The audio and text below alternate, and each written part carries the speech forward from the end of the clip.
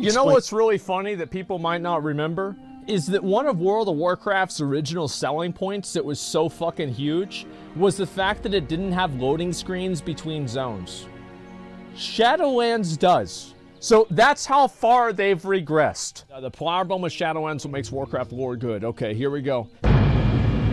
Okay, here we go. They're removing Warforge and Titanforging. Wow. Shadowlands feels like it's shaping up to be sort of like a WoW 2.0. Yep. And honestly, that gets me kind of excited and Pretty hopeful exciting. for the future. Let's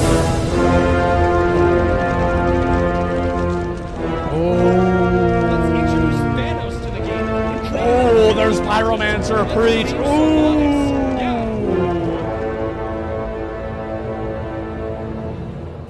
So for almost 2 years, Shadowlands has been out, and I've made exactly one video talking about the lore from this new expansion. Yeah, it's about the only good character, too. Mind you, Shadowlands is also, hands down, the most controversial expansion lore-wise that has retroactively altered the entirety of the Warcraft universe to fit the main antagonist's narrative, and also his motivations and actions are barely explained to players until the very end. So you might be— Wait, that implies that they were explained to players. They weren't. Be asking, why? Why, Platinum?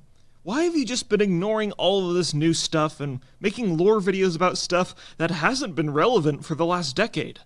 It's more interesting. The reason is simple. I only like to make videos about things I like. I put a painful amount of time into the videos I make, and the reason why I do it is because I'm very passionate about them. And I just don't feel the same passion for a lot of the new lore in Shadowlands. Don't get me wrong, there's cool stuff in Shadowlands. It is. Denathrius is cool. He is. I think that retcon of the Dreadlords invading the cosmos and causing havoc is actually pretty cool too. I also really like the last boss of the Theater of Pain where she goes, "At long last, a worthy contender." It's just that the core of Shadowlands' conflict, its storytelling, and how it portrays its main characters is not only the expansion's biggest weakness, but really modern World of Warcraft's biggest weakness for the past 2 expansions. Let me explain. Oh, wow. I cannot think of a media that has a slower moving narrative than World of Warcraft. I'm serious. WoW's narrative moves once every 6 months if we're lucky. That's true. I mean, sure, maybe books and TV shows take longer to come out, but their entire purpose is to tell a story. Yeah. For World of Warcraft, the story is a backdrop to the actual gameplay. Yeah, it always has been. Worse, WoW's narrative has had a running theme for the last couple of expansions to leave people with huge cliffhangers or just not telling the story to keep people hooked. While this might keep people engaged for a short amount of time. You think that's maybe what it is they don't want to tell people what's actually happening because if they find out what's actually happening, they'll lose interest? I mean, like, maybe that could be it. Like, it's really hard for me to say, I'm just guessing, but, like, that could be, like, some kind of, like, hidden fucking agenda or something like that they have. I don't know. I just think and vague allusions to a character's motivations they don't know what they're doing. Actions are all we get in a medium where a story is updated every 6 months.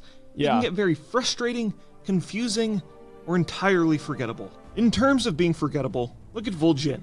So, at the start of the Legion expansion, Vol'jin died. For some reason, he made Sylvanas Warchief. For some reason. They're much better candidates to be Warchief. Like this anybody. cinematic came out August 9th, 2016. We would not find out that the Loa of Death Muzala whispered in Vol'jin's ear and told him to make Sylvanas Warchief until Shadowlands launched, November 23rd, 2020. 4 years. That's 4 years.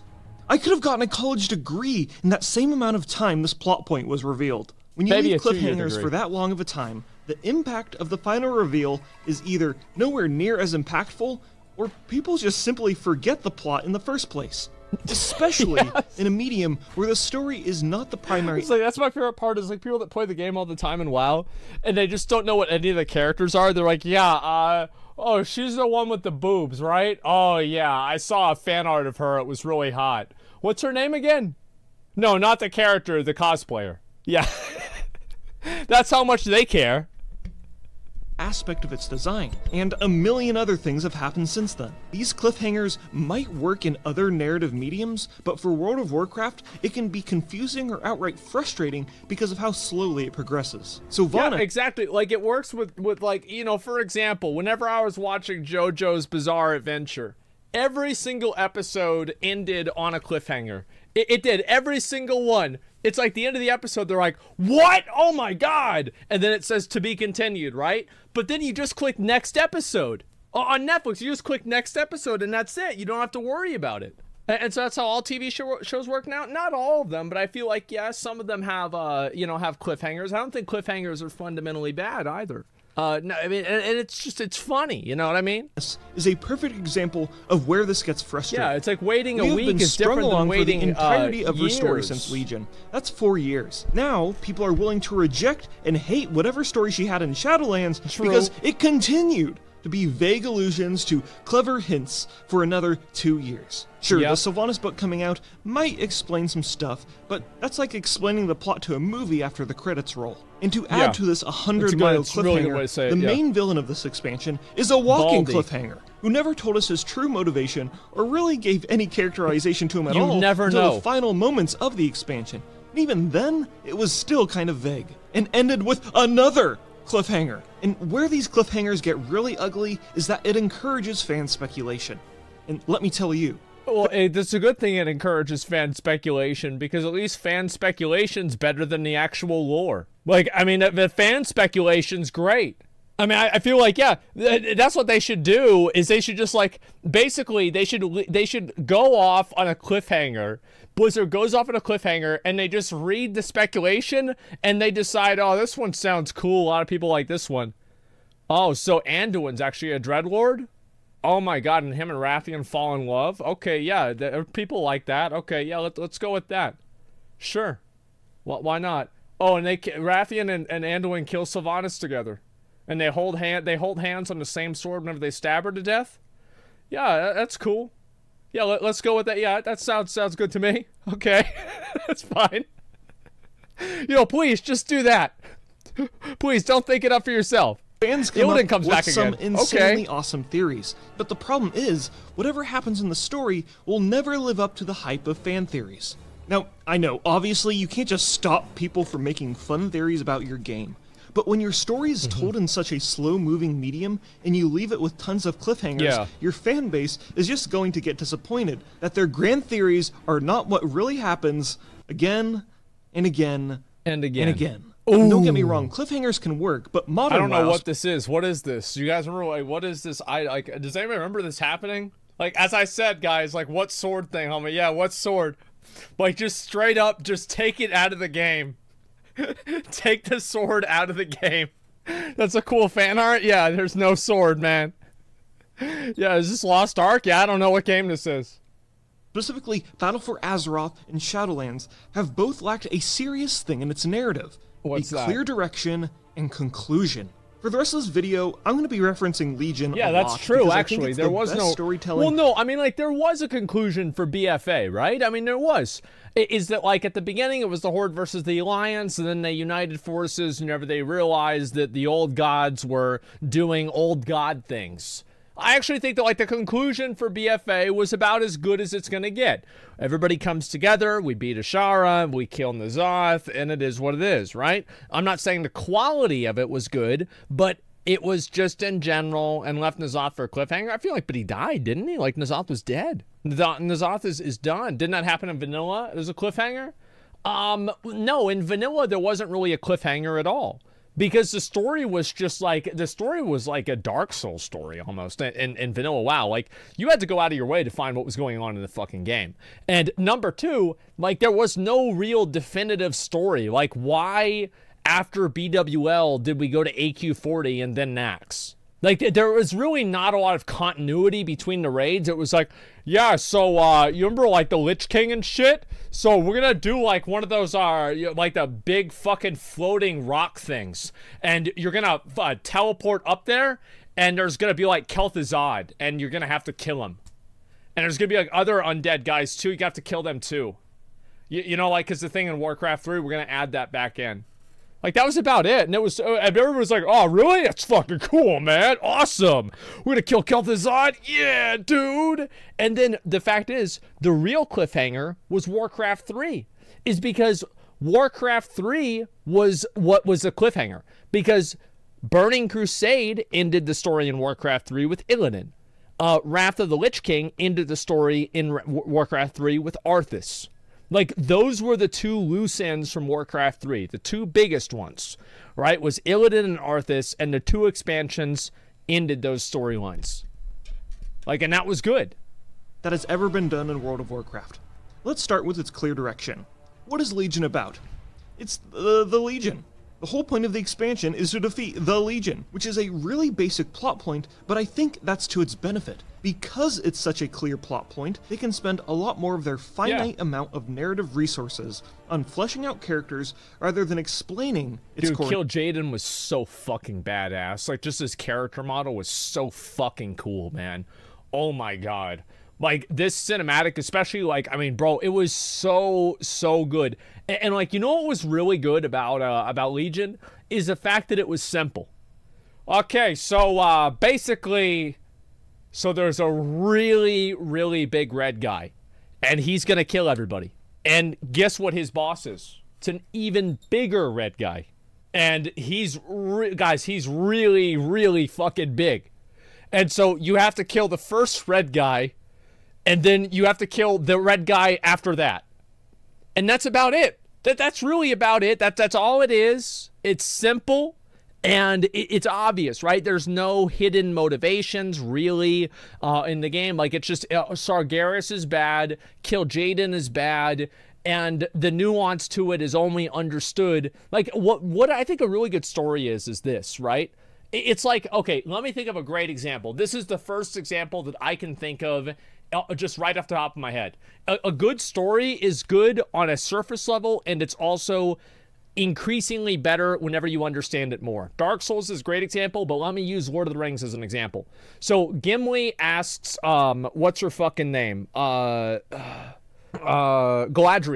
He asks Galadriel for one of her hairs.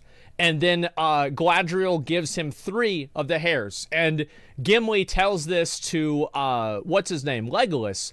And Legolas, the context behind this, like, it sounds goofy and cute and funny and endearing, right? But there's context behind it because Thranduil, who is Legolas's father, asked Galadriel for the same thing and she denied him.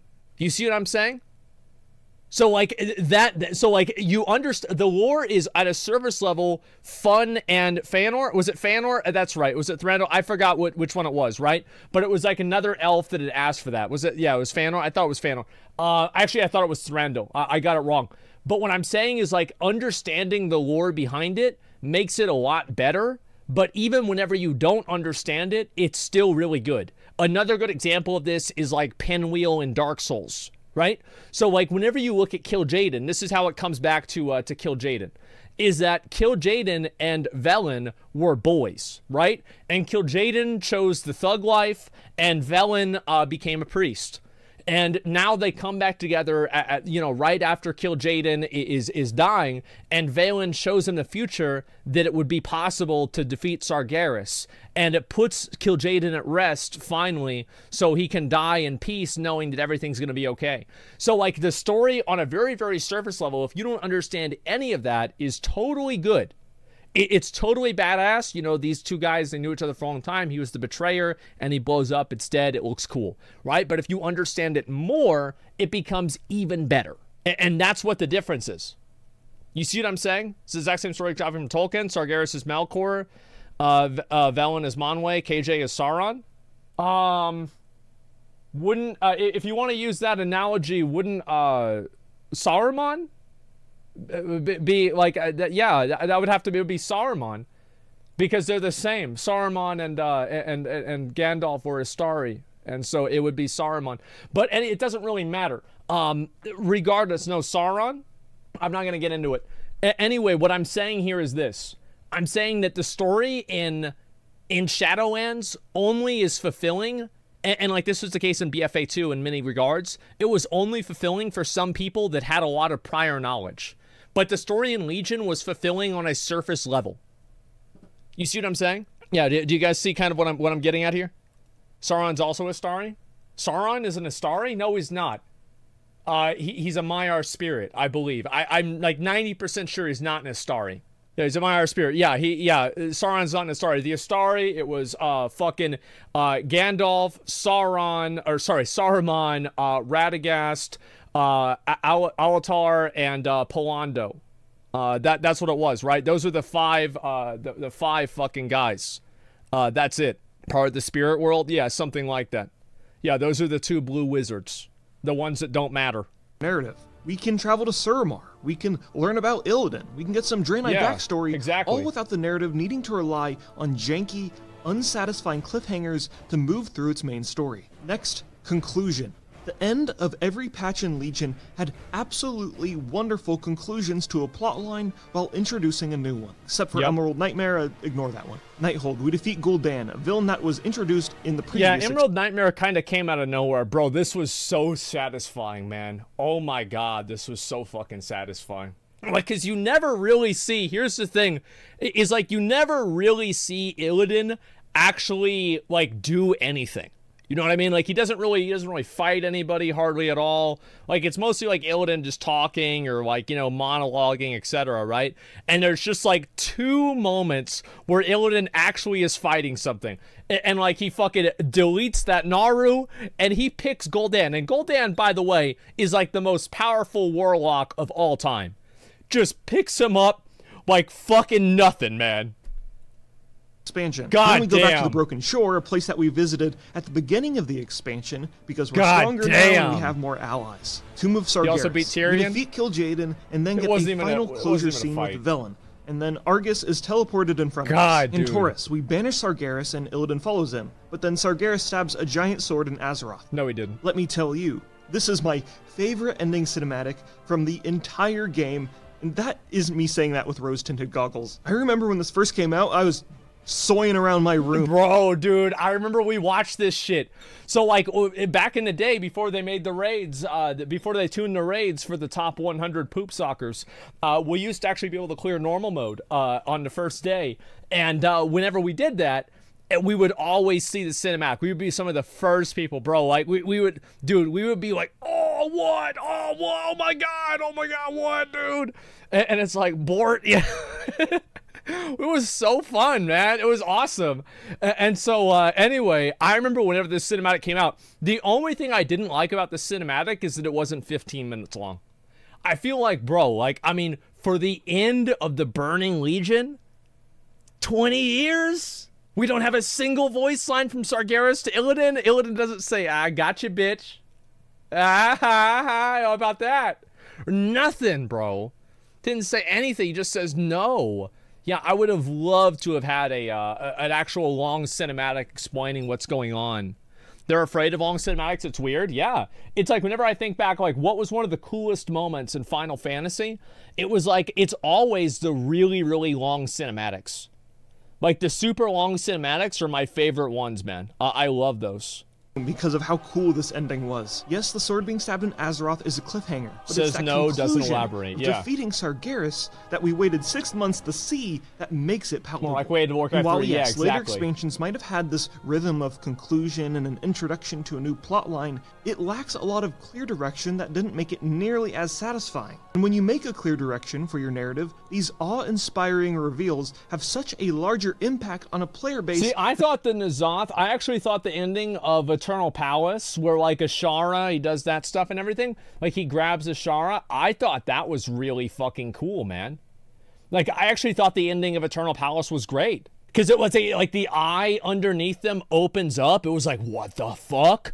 Like, it's just that the problem is like it didn't really lead anywhere that was cool. That might Shara's not got some be big so old in titties. I tune know. with your game's story. So what I'm trying to ranked say her is, S tier. WoW's narrative is at its best when it's kept stupid simple. Yes! WoW's MMO medium cannot support a long, drawn-out, complicated, character-driven saga because it just doesn't have the tools to tell it in an effective manner. Well, it's not just that. It's the fact that the writing team doesn't know how to do it. Because, like, obviously it can be done because Final Fantasy does it.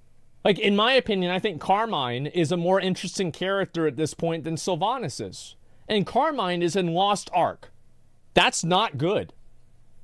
That is not good, guys. That's not good at all. And so, like, what I'm really trying to get at here is that, like, no, it's obvious that you can tell a great story in an MMO that's fulfilling and it goes on for years. I disagree. I disagree with the premise that it is because of the medium. Because if it is because of the medium, then you would not see success cases like Final Fantasy. I do not think it's because of the medium. I think that it is because of the way that the medium is used and the fact that other mediums are used interchangeably with it, like books and other types of, like, just clarifications, etc. So, like, yeah, Final Fantasy, 80% of the game is a story, and WoW, it's not. Yeah, I mean, so, like, why can't they just make the story a bigger part of the game? Like, here's a great example, man. How many people do you think bought Wrath of the Lich King because they were excited about the Lich King? A lot of people. I remember I was on vacation with my dad, and, like, Zach called me on my little flip phone. I had a tiny little flip phone that I broke in half because I got mad at a duel that I lost in Wrath of the Lich King. And earlier he calls me. He's like, dude. I'm like, what, dude? He's like, dude, did you see it? I'm like, what do you mean, dude? He's like, go to the Warcraft website, dude. I'm like, okay, dude. All right, I pull it up. I'm like, what the fuck, dude? He's like, yes, dude. I'm like, you gonna make a DK, dude? I'm like, yeah, dude. Are you going to? Of course, dude. Oh my god. This is so funny, dude. Wow. All right, dude. I'll see you later. I'm gonna be back home in a few days. Okay, all right, dude. I'll see you later. Bye. And that was it. Like, I remember this so fucking clearly, man. It was awesome. And, fuck. Like, I was excited because of Warcraft 3. That's what it was. Like, I was excited. Like, a lot of people, the story in the game does actually matter. It does sell the game. A lot of people that play Final Fantasy, one of the reasons why they play it is because they're like, wow, you know, people say the story for this game is really fucking cool and very good. Was Start Call with Was Up? We were a little bit too young for that. What was that, 2001? Something like that. That was a long, long time ago. And so, yeah, like, you can actually have that stuff. And that's what I really wanted to say with a lot of this stuff is, like, there's no reason why the story can't be better. There's no reason why WoW's story can't improve. Because I think that we had a good story in Legion. Mists of Pandaria was decent, I would say. And the other ones, yeah, again, they have to keep them simple. But the reason why they have to keep them simple, you want to know the real reason why they have to? Is because they don't spend 50 fucking hours doing cinematics like Final Fantasy does. Which I think is a negative. I feel like there is no... I would rather have... Like, this is just, like, my opinion, and I understand people might disagree with me. I would rather have one less raid difficulty and have better cinematics and better story. I would rather have one less raid difficulty and maybe, like, another thing in the game, like, not in the game. Like, I feel like that matters a lot more. And Blizzard's fixation right now is about making the game fun for people that play it as a job. Like, this is just not... This is not sustainable. It's not a sustainable perspective. The BFA cinematics were next level. And the thing is, like, BFA actually had... Everybody shits on BFA. And it deserves it in a lot of ways. But BFA actually had some big W's that people don't even realize. Like, they don't even realize, like, how good BFA was in many regards. Like, there's a reason why I could come up with content every single fucking day in BFA and have something to do. It was so, like, it had, like, so many systems in it that you could break so many things in the game. It was really, really fucking fun. Nazjatar was fucking badass. Bonswambi, like, they had so many good characters. Like, King Rostakon, I thought was interesting. Let's see, what else besides that? Bonswambi, in my opinion, was the best one. Muzella was, I guess, I mean, as good as he could have been. Bob Salami. Mechagon was fucking amazing. Talanji, I thought, was okay. The Janus storyline arc was actually really well done, and I thought it was great. Let's see, what else besides that? I mean, I think basically everything story-wise before Nilotha was actually A tier. I wouldn't say it's S tier, but it was actually A tier. It was really good. I actually genuinely liked it. Now, Nilotha was bad, but before that, I thought that it was decent, right? Yeah, the one-shot build videos, everything like that. Drusvar, yeah, the Drusvar storyline was fucking amazing. So yeah, World Tree Arc was good. Yeah, they had a lot of good ideas. And so it's not that they can't do this, it's that they're just doing it wrong. Janus Simp? Well, no, I'm not a Janus simp. If I was, I'd cause an expansion, just like Arthas and fucking Kael'thas did.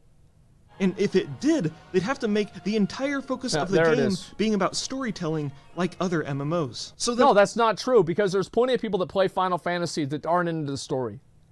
There's plenty of people that just, they just like the raids. They like doing the raids, or they like doing, like, housing. Like, Final Fantasy does a great job at being an online social place. They probably know about the story. They probably care about it more on average than an average WoW player does. Yeah, sure. But, like, it's not the driving force that involves them with the game. It's just something that just makes the game a little bit more exciting, and they think that they like. There are a lot of people out there that they don't really play Final Fantasy for the story. They like the world. They like Final Fantasy as a franchise, and so they're playing this one too. They like the raids. They like you know, just like other shit like that. Chat absolutely loves Final Fantasy now. They won't agree with me. No, they're agreeing with me right now for sure. My chat doesn't hate Final Fantasy. Why would my chat hate Final Fantasy? It's a great game. There's nothing wrong with Final Fantasy. What makes me so passionate about WoW's lore in the first place? Well, it's in the name, the world. To me, Blizzard has been able to create a universe that is second to none for the last 20 years. The world of Azeroth and its diverse races and factions are absolutely captivating to me. Even in the expansions that have poor main storylines, Blizzard has continued to knock it out of the park when it comes to making a captivating world bursting at the seams with character and passion. And that is where I find Shadowlands to fall short again, because while the world they built in this expansion is neat, it just lacks meaningful depth. Well, there's no depth in any of the... Think about this, right? There's no depth at all in any of the Eternals and Shadowlands besides Denathrius. Like, Crexus dies. Carathysra and the Archon says nothing, does nothing. And the Winter Queen just seems like a bitch. That's it. And that familiar Warcraft flair from recent expansions. It just feels artificial. The reason why I think Warcraft's world has been so captivating to me and many others over the years is mainly because of the game's design. It's a massively multiplayer online game, where you travel through this giant world. When the game plays to its strengths by telling stories where its world is the main character, it knocks it out of the park. This is the main reason why Suramar is one of my favorite zones. Suramar was really in the cool. Game.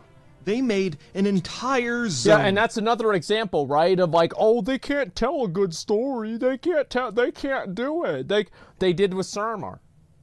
Suramar was a not completely, but a primarily story-driven zone that almost all players went through, and people generally have a positive outlook on. Yeah. So I don't think it's impossible. That was over 5 years ago? Shut the fuck up. Dedicated to telling a story, and over time you learn about its people, their history, and their culture. These types of stories resonate so well with players because it uses its strengths of being an MMO to their advantage, so you can feel more immersed within its story. Another example is Pandaria. Pretty much the entire expansion's purpose was to get into the nitty-gritty details of fleshing out this entirely new continent. You know what's really funny that people might not remember? Is that one of World of Warcraft's original selling points that was so fucking huge was the fact that it didn't have loading screens between zones. Shadowlands does. So that's how far they've regressed. They have regressed from something that they had in 2004, and now we don't have it anymore.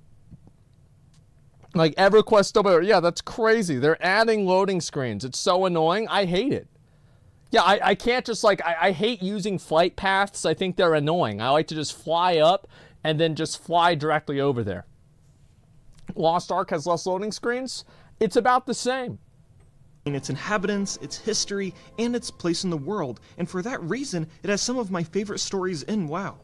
Garrosh if every was future great. expansion was just going to a new place in the world and solely focusing on fleshing out its zones, rather than trying to follow a clumsy main character plot that gets updated every 6 months, I would be much happier. Okay, back to Shadowlands. Really, I don't have much to say about it that hasn't been said already. True. At best, it had one cool character that I hope returns, and at worst, it's been a frustrating, disappointing, retcon-filled mess that I hope we can move on from. Here's Yeah. to hoping Blizzard can turn the ship around and focus on more Yeah. grounded stories that focus on their fantastic world-building ability that I, and many others, have fallen in love with over the last decade. Also in Legion, there were these audio dramas. These are a fucking amazing way to flesh out your narrative and give us insights into characters. Please make these again. Please, please. Don't make those again, Blizzard. Don't make those. I disagree with that. The reason why I disagree with that is because I want it to be in the game. I think that all of the lore should exist in the game. I don't want to have an audio drama that you have to go to YouTube to look at. I want to have every single thing, every story beat, every character, everything in the game. Like, you can flesh out a little bit more of the story in a book or something like that. It's not that big of a deal. But for the most part, it should be in the game. Oh, actually, you know what? I didn't link the video that I just looked at before. The Platinum WoW video. Give me 1 second. Yeah, I try to make sure that I do these every time, but sometimes I forget.